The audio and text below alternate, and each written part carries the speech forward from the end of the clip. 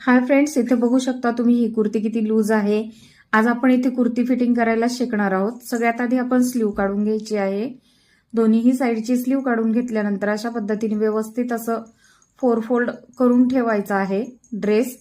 त्यानंतर आपल्याला जितकं शोल्डर कमी करायचं आहे तेवढ्यावर मार्क करून आपल्याला आकार देऊन घ्यायचा आहे।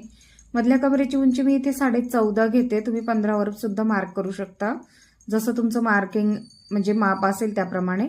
कमरेचा चौथा प्लस 1 इंच केलेला आहे।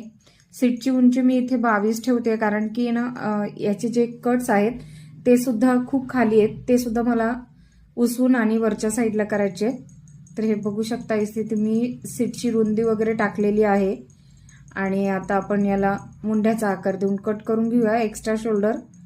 त्यानंतर पुढच्या मुंड्याचा आकार सुद्धा आपण असा व्यवस्थित कट करून घ्यायचा आहे।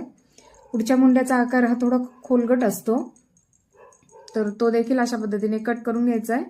सगळ्यात आधी आपण अशा पद्धतीने स्लीव लावून घ्यायची आहे आणि स्लीव झाल्यानंतर आपल्याला दोन्ही साईडला फिटिंगची जी टीप आहे ती देऊन घ्यायची आहे।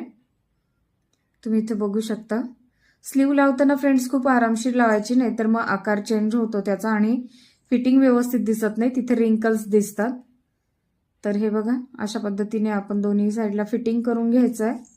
फिटिंग झाल्यानंतर आपल्याला जे आपण सीट उंचीचं मार्किंग केलेलं होतं तिथपर्यंत टिप घेऊन आपल्याला अशा पद्धतीने डबल टिप करून सुद्धा घ्यायची आहे।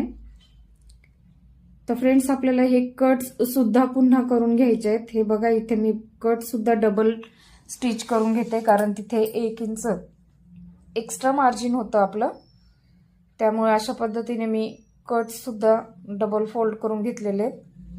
इथे लेस होती फ्रेंड्स काढलेली, ती पुन्हा लावून घेतली आणि आता तुम्ही बघू शकता ड्रेस हा किती व्यवस्थित असा हा फिटिंग झालेला आहे। शोल्डर सुद्धा